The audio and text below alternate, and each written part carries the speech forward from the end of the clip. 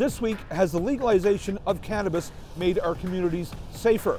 Also, is prescription drug coverage for all Canadians a realistic plan? I'm Glenn McGuinness, and this is Outburst. What is feasible and what isn't feasible, I think, is a tough question, just fiscally. We're already paying a lot of taxes right now. How can we support any more? Absolutely. And it should have happened a long time ago, in my personal opinion. You know, drug companies aren't poor. And they have a lot of responsibility here, too. Canada remains the only country in the world with a universal healthcare system that does not include prescription drug coverage. For many Canadians, not having a plan means having to make a choice between paying for your rent, utilities, or food, or paying for your prescriptions. During last fall's federal election, the NDP and the Green Party made pharmacare coverage a key point in their platforms, and the NDP just tabled a bill trying to put the plan in place, but are accusing the Liberals of dragging their feet. So, is this plan achievable? Our question: is prescription drug coverage for all Canadians a realistic plan? It would be nice. Personally, I would be willing to put up with extra tax, like paying a bit more taxes if it meant that my medicine was covered and the different prescription drugs are covered, because that would be a huge weight lifted off both of our shoulders. So. Well, I'm not super well educated on this situation, but I do know, like I said, coming from my only area of expertise, which is as an American, it's kind of similar. Like if you don't have health insurance, you have to pay for all of your prescriptions out of pocket, and it really sucks. But I do know, I've been following like the Bernie Sanders campaign. He's been talking about socializing medicine, and the math has been done, and even though people would be taxed more per se, usually it kind of weighs out to be less expensive than it would be having to pay out of pocket or pay for your own private insurance anyway. And, personally, I would rather pay a little bit extra so that everyone can get their own medicine. What is feasible and what isn't feasible, I think, is a tough question, just fiscally. But I don't think, as a principle, it should be ruled out. I think it would cost a lot. Yeah. And we're already paying a lot of taxes right now. How can we support any more? So you don't think it's realistic? I don't think so. But we've been forced to do things before that aren't realistic. If the tax rate was changed, if some entities out there that should be taxed more, like corporations that are doing fine, I think we could afford a lot of better social programs like prescription drug coverage for all Canadians. Yeah. I don't see why not. It's in many countries. So I think Canada, with the revenues we have and everything, I think you could save on other things on the hill. Put your money where the drug coverage is and stop Exactly. other things. Yeah. No. I think it should be feasible and makes sense. I don't think it's realistic, but it would be a good to have, because a lot of people do not have their coverages because most of them are not employed, and that puts up a lot of challenge on their families.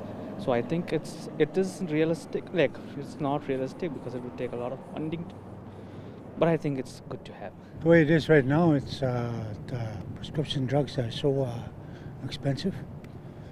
I think the price of prescription drugs should be the price should be lowered for low-income people on social assistance. Should we have one? I believe if it's income-based, some sort of formula, there needs to be some sort of security net with respect to that. I think it's tough to fund, but would be beneficial for a lot of the population that needs it. But yeah, funding would be the tough one. Where do we get the money and ultimately higher taxes, right? Having lived in the United States for 23 years, I can tell you that the costs of the medications and the amount of money that the drug companies make is obscene and criminal, and there's absolutely no reason why. My biggest concern with drugs are people who can't afford it, and it's a life piece of instrument. It shouldn't be withheld. We got to work it out. Even if it's a affordability issue, drug companies aren't poor, and they have a lot of responsibility here too. I know that when it comes to cancers and bigger things, the medications can get really expensive. And it seems that we are living in a country that could probably afford to do more than it does for a lot of those people in those needs. So yeah, I think it is something realistic, but maybe not without sacrifice. I think so. I believe that every Canadian should have access to prescriptions and healthcare. I think that free healthcare should be available for all Canadians. Yes, 100%. As somebody who survives off of a prescription drug plan, it's something that I need to survive in a lot of ways. So I think if it isn't at this point, it needs to be. Absolutely. Yeah, I agree with that. It's so important. Like, I agree with somebody who takes prescription drugs, like prescribed prescription drugs, and who needs them to function normally. I think that just because I'm privileged and I'm part of the middle class doesn't mean that the lower class doesn't deserve the same privilege. Absolutely. And it should have happened a long time ago, in my personal opinion. So it happens all over the world where, in fact, if you spend any time in Europe, our healthcare, though superior to what they have in the States as far as, socialized healthcare program, we're still behind. We're far behind. So yeah, absolutely, pharmacare for sure. I don't know if it's realistic. It would sure be a very wonderful thing, because I think we should see healthcare as some kind of a right rather than just sort of a privilege for people. So it would be economically just for people, but it would be hard to fund. I don't know how we would do it. I don't envy Trudeau. Prior to October 2018, one of the selling points for the legalization of marijuana was that it would make our communities safer by taking a bite out of the black market. Well, since then, many Canadians feel the rise of legal pot has been somewhat lackluster. We've seen slower than expected startups of cannabis outlets in many parts of the country, lower than expected profits right across the board. And despite the intention of keeping it out of the hands of criminals, Statistics Canada says only 29% of Canadians purchase their product legally. So we took this topic to you. Our question: has the legalization of cannabis made our communities safer? I would hope so. I mean, I really don't know. It's nice that people can go out and actually get what they're looking for without feeling unsafe, I guess, in a controlled environment. Maybe for the population who's a little bit older, who wants to get out and start trying things without feeling kind of persecuted, I'm hoping that makes them feel safer, yeah. I don't really see a change in our community, so I don't think safety is an issue for cannabis. It's just people were using it before, they're using it now. At least probably safer, actually, because it's controlled. Maybe. I buy from the CMB stores more than I used to on the black market. I haven't heard any downsides or negativities to it, so I've always kind of been lucky enough to feel safe in the places I live. So I don't know if it's made it safer for those who didn't like going to the black market. Luckily enough, I like my dealer. For those who don't, they got somewhere to go. So I got to think at least a little. Definitely, I think it's for individuals that do use cannabis, I think being able to know where it's coming from and that you're getting a product that is safe, the product itself, then absolutely. From what I see, the only difference is that you just have more people being open about it. I don't see it as I don't see it even as an advantage financially, because every community that's tried to cash in on it ends up losing money. Just the fact that it's out in the open, people are going to do it regardless. So I think in my opinion, I'd rather have it monitored and have it legal and sort of have the government in it a little bit than just have it done on side streets and in behind cars. I think it has. I think it's made it a lot safer for consumption, for people that maybe didn't know a whole lot about cannabis before. I think they've done really great in educating the public about cannabis. So I think they've been doing a very good job. Maybe about the selling, they haven't done great work there, but I think the education campaigns they've had have been very successful. I don't know whether it's made it safer, or I might have said it might have made it safer had Ontario brought it out the correct way, but because they didn't, now the black market really is booming more than it was before, just because of the way they brought it out. But had they brought it out the correct way, I think maybe it might have. What's the correct way? Well, open up, when they said they were going to open up 300 stores, open up 300 stores. Don't bring it in 10 stores here, we'll have a lottery, another store there. The black market just loves that, and that's what's happened, sadly to say. As far as driving, there's nothing to measure it, to keep it in line. So, but it hasn't affected me personally.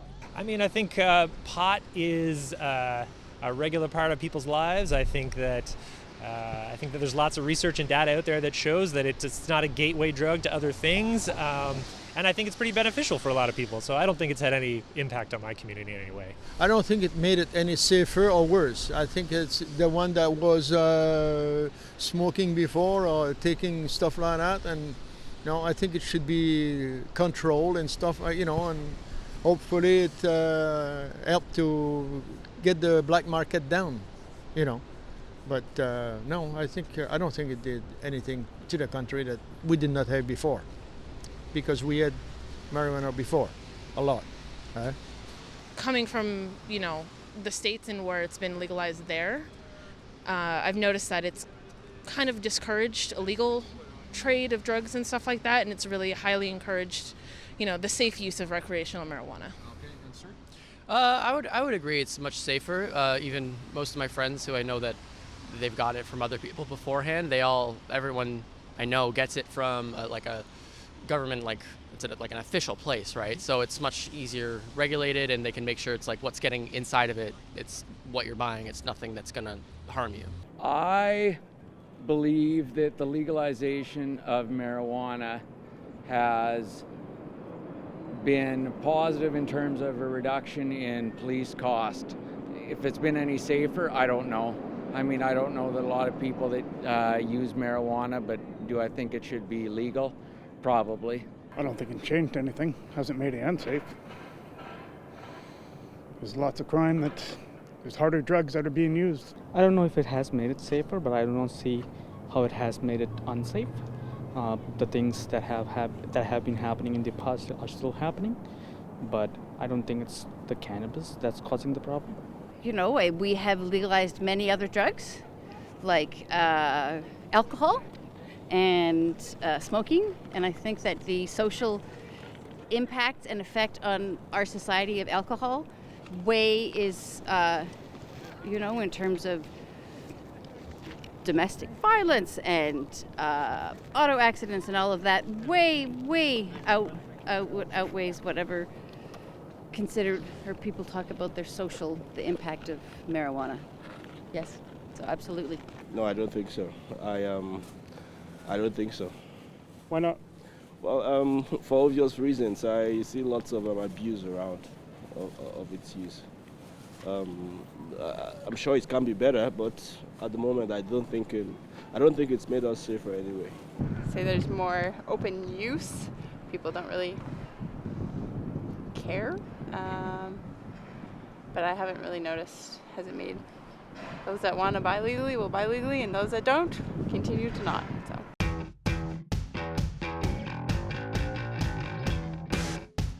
In what year were women first sworn in as officers in the Royal Canadian Mounted Police? 1964, 1974, or 1984? 64, 74, or 84? 64? 64? I don't know. What do you say? I would say 74. I'm going to say 1984. 1974. 1984. Sure. Yeah, 84. I don't know. 1974. Go with 74. 74, one of them. Go with 74. 74? Absolutely correct. Really? Really? Oh, there we go. Women were first sworn in as RCMP officers in 1974 after the force began accepting applications for regular police duties. 32 women became the force's first female officers and were sworn in at the same time all across the country before heading to Regina to train at the RCMP Academy. Women had been working alongside men as fingerprint and lab techs, matrons, and jailers since the 1900s. Today, about a fifth of the RCMP's officers identify as women. And in 2018, Brenda Lucky became the first permanent female RCMP commissioner, the highest ranking position in the force. Prime Minister Justin Trudeau's environmental plan has certainly been newsworthy. The implementation of a carbon tax nationwide, investing in clean technologies, and the increased protection of marine and coastal areas. But many Canadians feel Canada is still not moving fast enough, and that we're still too reliant on fossil fuels to achieve our environmental goals. So we took to the streets to ask Canadians how they feel about this. Our question: how would you rate the Liberal government's performance on environmental issues? Well, I'd rate any government on environmental issues. It is an issue. And for those who are trying to bid off jobs, there's jobs on both sides of that. There's jobs on the manufacturing side and there's jobs on the environmental side. So there's benefits for everybody. Everybody's looking for somebody to blame. And I certainly don't have the answer, but we've got to do something about the environment. And by not doing something, it's costing us something now anyways. And if you're in New Brunswick, look what happens with the seasonal floods. You know, and all that ice that's breaking down up in the Arctic, that's water. The water rises, you know, and Mother Nature's pretty hard to fight. That's a tough one because the Liberal government has such a huge balancing act.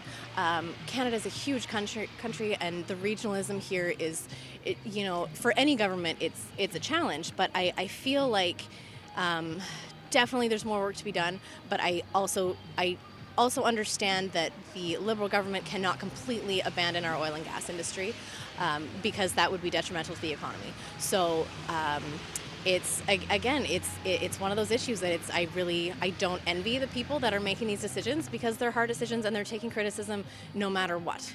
Not great.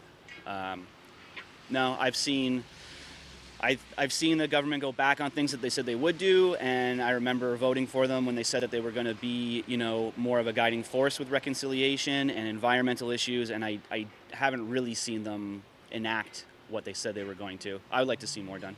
I would have given them an okay grade until Trudeau just said he'd fund another oil sands project. So I know he's in a hard position, but that's ridiculous. We can't have new oil sands projects and still, be reducing Canada to zero emissions. They're just not compatible ideas. So I'm not giving a good rating. I can't say they're the worst, but I can say they're the best. There's a lot more they could be doing with the pipeline protests. We wouldn't be having this if we didn't have a pipeline, if they didn't want to build a pipeline. So I think there's a lot of work to be done. I'm really glad that Fredericton has a Green candidate in Parliament, so I'm really excited to see what Jenica will be doing in the year to come. So. People cause pollution. It doesn't matter how much, wind power, how many different forms of energy that you can come up with. It all boils down to people basically causing pollution. And until the world gets a hold of its population, I don't see anything really changing. But back to the Liberals. No, I think they're trying to be too many things to too many different people. Not great. Not great. I feel like you can always do better and you can always do more. Maybe they are not taking things as seriously as we should be, considering the state of our environment currently. But I feel like there's work to be done there. They could try harder and put more effort and spend less money on pipelines. Probably better than the Conservative, that for sure. But we still a lot of things to do for improving the environment. Saskatchewan is one of the provinces that pollute more the air than many other provinces, but we're not able to see it because it's such a big sky, but we need to do more work on that. So the fact that Saskatchewan grows and feeds part of the world or produces oil that exports a lot of products, do you think more needs to be done here at home? Absolutely. We need to look at alternative energy, and the entire world is on board that we cannot sustain oil production and pollution causing greenhouse effect. And it's alternative like solar power, wind power, and we have plenty of that in Saskatchewan, so definitely it's not done enough. But particularly conservative governments are not very environmentally friendly, so they are more more toward the big corporation than helping the people and the environment. I feel they might have a bit of respect for our First Nations, which now, but look, all these roadblocks, the CP, that's all been affected in the government, in the environment, you know, by not allowing anything to cross. How do we manage? What has been talked about, of course, is the carbon tax, right? And you know, there are a lot of hair splitting on how that is really delivering what that is delivering to the bottom line of improving environment change. You know, frankly, I don't see any measurement that's coming out that the federal government is releasing with regards to how that impacts the targeted changes with regards to supporting, you know, to mitigating rather climate change. My opinion on their performance on the environment, I think they're kind of having too much of a balance, transitioning towards it too quickly. There's a little bit of used resource money to be able to fund the environmental projects, but I think it's a conversion that's kind of hurting the country, in my opinion. So, I think they're trying their best to do something, and they're bringing up the topic every once in a while, but you know, they need to act more on that issue because it is a concern we are all sharing. But they have to strike a balance, looking at the resource-based economy and what people want and how it affects the economy. They can't radically shift from the resource-based economy to something else and jeopardize the economy. So they should be doing a balancing act. Federal politics isn't everyone's cup of tea, and that became obvious in past elections due to low voter turnout. It could also be caused by voter apathy and dissatisfaction with governments or even politicians in general. Or maybe that some Canadians just aren't informed enough on the issues. So we took to the streets to ask Canadians what would make them more interested. Our question: what would it take for you to become more engaged in federal politics? It's a good question. I don't have a lot of faith in any of the parties that are currently up there. So I think it'd take probably a candidate or a party with a much more progressive vision for what's possible. I think I'm going to become more engaged with the Green Party. Like, I like their ideas, I like where they're going. I mean, pollution is a problem right now, and I think a lot of the young people realize that. So you're somewhat engaged now? Right, and I'm not going to be here for that long, right? I'm 75 now, so, but I can see that's where it's going. I'm happy with the system we have. You know, I would not want anything different. We have a democratic system, and what else do we want? I think if they were to use like YouTube or other, like Facebook, just other things to give more updates about those kind of things, it would help a lot. They're very good about it on Twitter. Twitter's helped a lot, so that's good. But I'd say that'd be a really good way. Yeah, what about you? Well, considering that I'm from America, just new, fresh here, I think probably a lot of like education tactics, ways for me to at least know how to even get involved in the first place. I've noticed, I've spoken to a lot of my friends here, and they've all said like, you know, we don't really follow politics as heavily, because in the States it's like super, like it's in our faces all the time. I mean, the presidential run's like practically a reality TV show at this point. But I've noticed that here, at least my generation, we don't pay as much attention unless it's, like he said, on social media, stuff like that. So I think like education and letting people know, you know, when city hall meetings are and when bills are being passed, that kind of thing. Maybe for it to be less petty. I don't know, it's very disheartening to see federal politicians quarrel over things that are pretty tedious, like a swing set or something that isn't particularly relevant. There's a lot of posturing, and I think if there were, you know, some more cogent discussions about policy and what actually makes a difference in people's lives rather than posturing over people's rivals, then I'd be more engaged. Well, I'm reasonably engaged. I guess if I was to become more engaged, I would need more time. But really, that's my only inhibitor. I do try and engage myself as much as I can. I run a small business, so it is difficult to carve out time between elections, but certainly at election time, I do try and remain very engaged, pick a candidate, and support them. More information. I think that's a general consensus on anything. If you have more information on something, then you tend to be more involved with it. You know, that'd be my take. Honestly, it mostly just comes from the heart. You got to have more people talking, heart to heart, and less just, made up things that you see on TV or the internet or wherever. So you just have to have more of a conversation that's meaningful and true. Probably better access to information, because half the time it's kind of hard to find out what's happening, who's saying what, who's doing what, Probably just better way of finding that information out. More engaging leaders. Yeah. I think if I could see myself in the leadership, then I would probably feel like I would want to be more engaged. Well, the federal scene here, I've not been following it that closely, mainly because I'm very concerned with what's going down in the American situation. Mainly because that's what's influencing us up here as much as anything. I should do research, I should read and watch the news more.